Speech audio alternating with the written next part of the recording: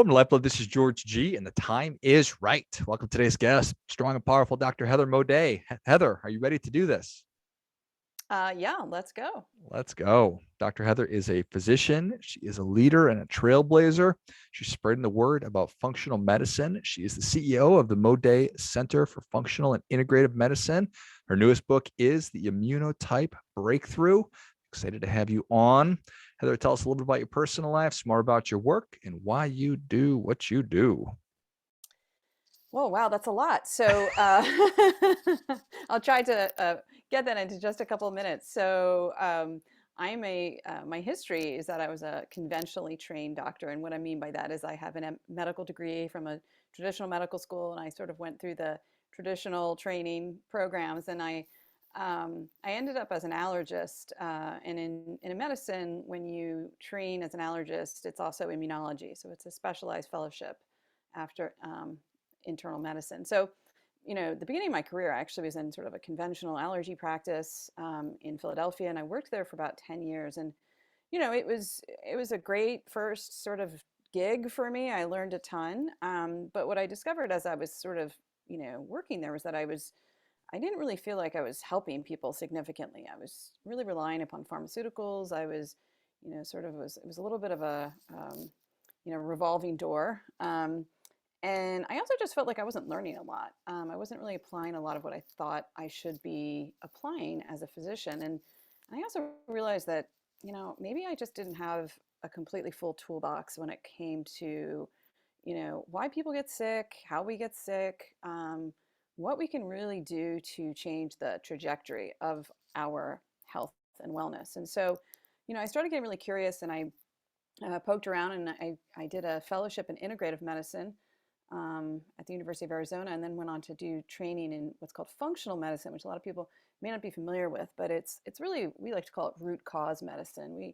We really look at people holistically, but we use a lot of biochemical types of testing. We look at the microbiome, we look at hormones, nutrition, stress levels, et cetera, to really understand why an individual might be not doing well or having certain symptoms or getting sick. And then we tweak those things. We really work from, sort of the bottom up and try to help people get to a place of better health. So, that's sort of what I fell in love with, and realized that I needed to create a space for myself to do that on my own, that it didn't really fit into the paradigm I was working in. So I jumped ship, and I started my own practice back in, 2014, I think, 2015.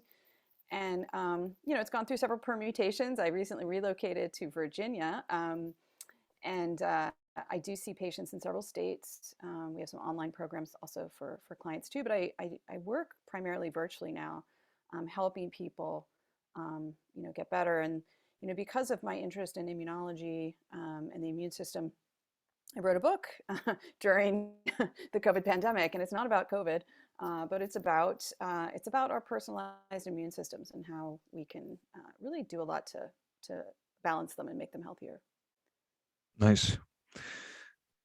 You strike me as if you want something done, give it to a busy person, kind of a person, Heather. Yeah, I like to stay productive. I love my downtime too. I'm very introverted, so my idea of a good time is sitting at home on the couch reading a book. Nice. Well, I appreciate that. So very cool. I certainly can empathize and sort of identify with your journey, even though I know nothing of medicine, but feeling like you're not really helping to your full extent, like you Mhm. don't have a full toolkit to your to Yeah. use the words that you used, and then really wanting to do this root cause medicine. That certainly really resonates with me. And you mentioned a personalized immune system. Tell me more about that. Mhm. Yeah, so, the idea behind the book, which is called the Immunotype Breakthrough, is that, I was getting a lot of questions just over the years of people coming in saying, well, do I need to boost my immune system? Is my immune system weak? Why do I have an autoimmune disease? Why do I always get sick? Why, so I'm inflamed. Why am I inflamed? Like, what's going on? And, really, I started getting curious myself and started digging around and sort of going back to the books a little bit, reading more about more recent, research in immunology, and getting a sense of, Our immune system is not this black and white, sort of like it's on, it's off, right? And it changes every day. What we do in our lives, the decisions we make, the behaviors we have, how we carry on, what we eat, actually really changes and shapes our immune system from the time we're children until we die, right?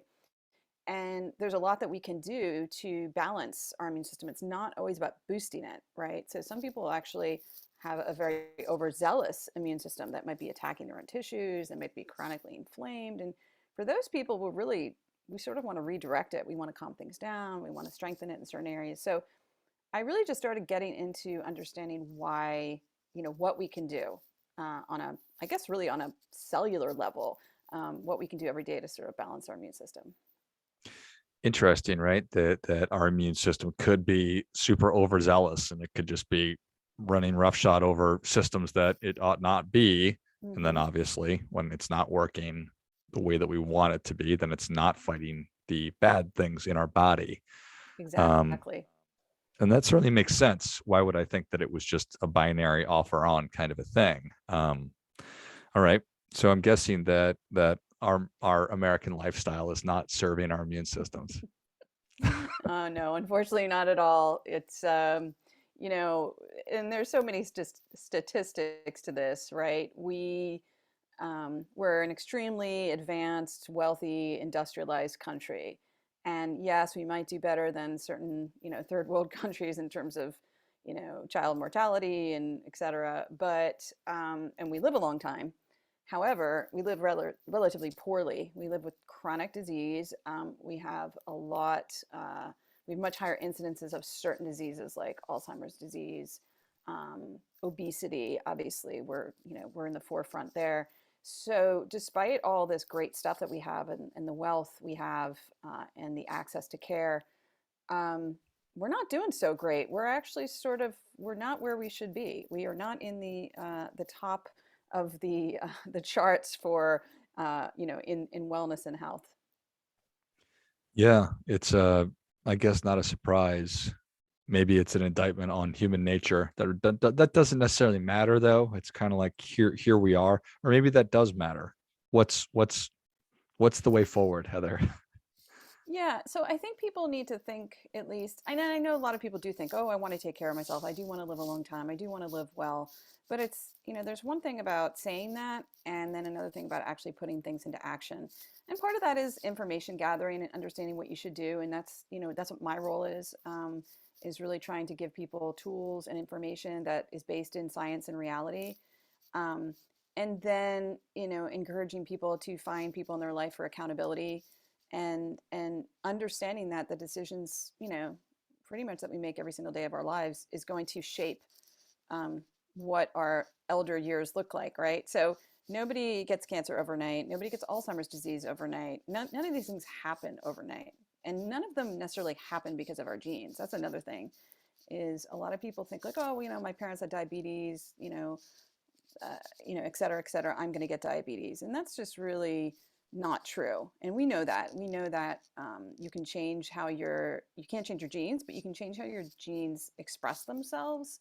And that is 100% due to our environment.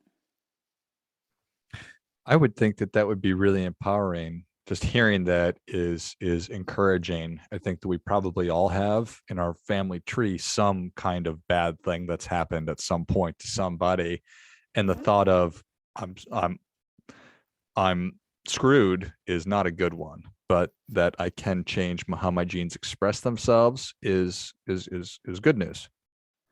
Yeah, and I think, part of it is, some people are very motivated and some people want to have a scapegoat. And unfortunately, that's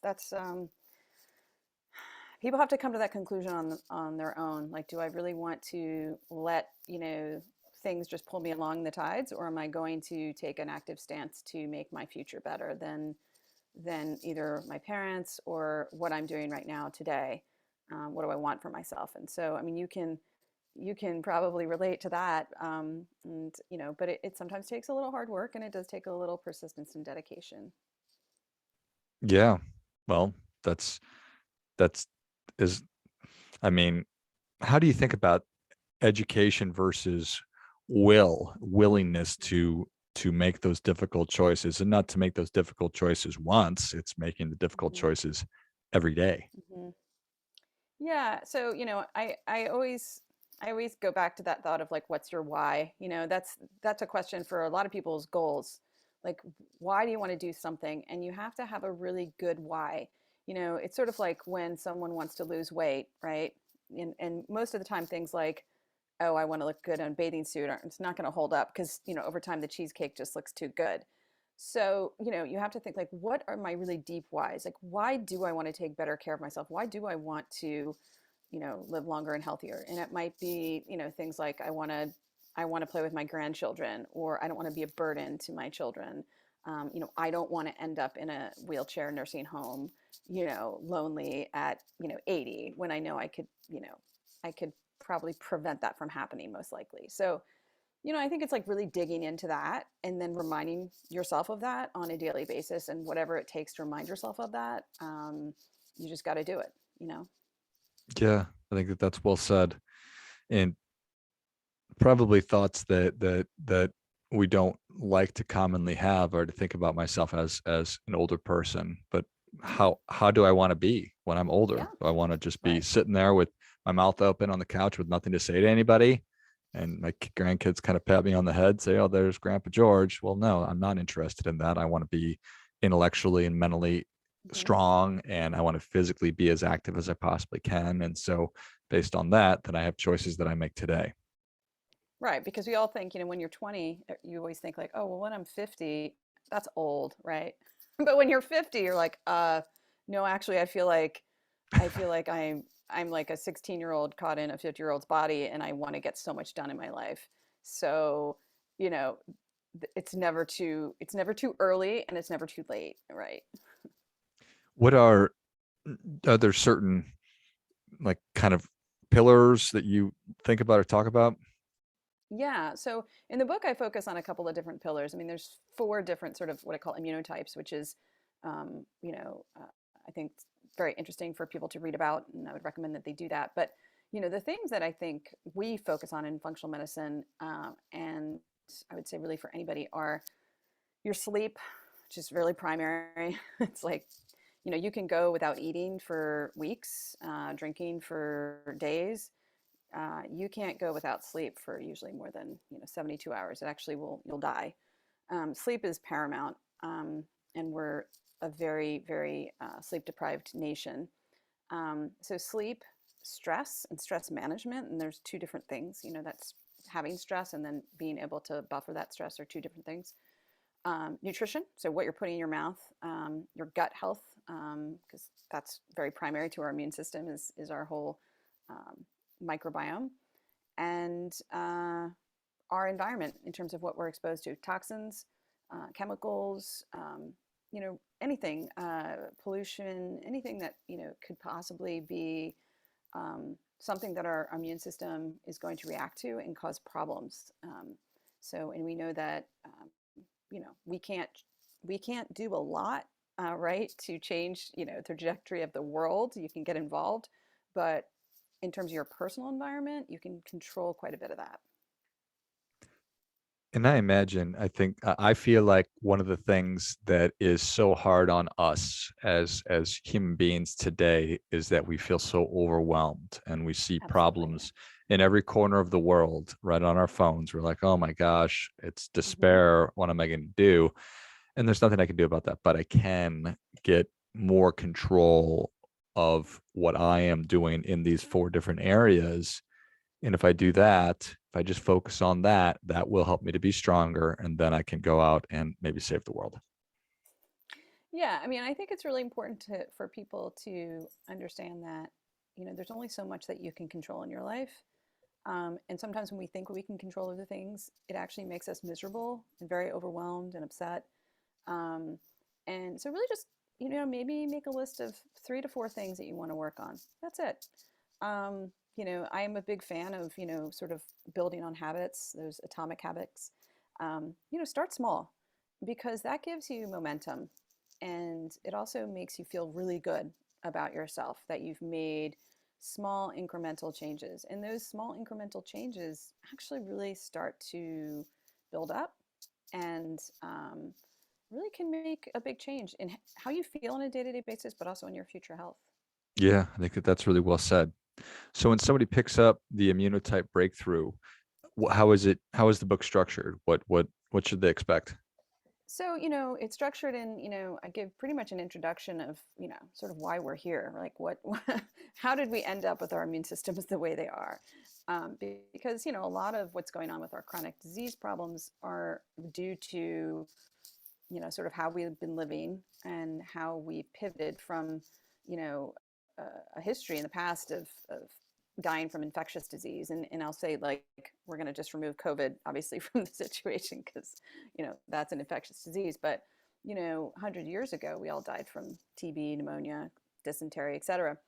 But in the past few decades, it's totally different. I mean, we don't, we die of things like cancer and, you know, heart disease and Alzheimer's and things like that. So, how did that happen, and what does the immune system have to do with that? And sort of give a little primer on the immune system so that people understand, like, oh, what's actually going on in my body, and then really talk through those, 5 pillars, and give a lot of information as to not only the proof of that, yes, this is true, but also things that everybody can do. And talk a little bit about the 4 immunotypes, which are something I created to sort of help people figure out where they are in a spectrum, and then delve into sort of the steps people can take from there. I love it. I can't imagine it was easy to take your immense amount of breadth of knowledge and then distill it into a book that's actually consumable by a regular person like me. Yeah, and I mean, my point was not to create a textbook, and and I will say that I'm a clinician by training, and of course I have fellowship training and all of this, and pretty extensive training. But I'm not a research immunologist. I'm not a PhD. I don't spend my day in the lab, and so there's many people out there that know way more about the immune system than I do. But this is a different kind of application, and my whole my want was to sort of demystify for people, like, what's going on with my immune system, because especially with when COVID started, which is about when I started writing the book, I mean, people were like, what's my immune system, what does it do, like, and people just felt really unmoored, like, like I have no control, like I'm a sitting duck. And I wanted to tell people that's not true. I love it. I think that that's awesome. Well, Heather, the people are ready for your difference making tip. What do you have for them? Well, I would say, we sort of already talked about this, but you know, my big push, and this is what I use with all my patients, and when I do my education online, et cetera, is you are not a sitting duck. You actually can control the trajectory of how your health turns out, and specifically, you can change how your immune system works on a daily basis. Which, how our immune system works regulates sort of almost all disease processes, like anything that involves inflammation, which is behind almost everything. So I would say that really try to put yourself in a headspace of, I do have control. I can change the outcome, and it's not only important to sort of get information from good sources, but to then make goals that are attainable and small and build on each other, because that is the only way you start to see change. Well, I think that that is great stuff. That definitely gets it. Come on. I that perfect. I love it. Well, Heather, thank you so much for coming on. Where can people learn more about you, and how can they where can they pick up a copy of the Immunotype Breakthrough? So the Immunotype Breakthrough is available everywhere. You can get it on Amazon. You can get it, you can request it from your local bookstore, Barnes and Noble, whatever outlet that you prefer. And to find me, I can be found mostly when I post on social media is on Instagram. So I am at the Immunity MD. And then also you can go to my website, which is just www.modaycenter.com. And there you can find out about any services that we provide and whether you'd be a candidate for working with us, depending on where you live in the United States. And we also have a lot of other information there too. Awesome. Well, if you enjoyed this as much as I did, show Heather your appreciation and share today's show with a friend who also appreciates good ideas. Go to modaycenter.com, MODAY center.com. Find Dr. Heather on Instagram at the Immunity MD and pick up a copy of the Immunotype Breakthrough, wherever you buy fine books. Thanks again, Heather. Thank you so much, George. This was really fun. And until next time, keep fighting the good fight. We are all in this together.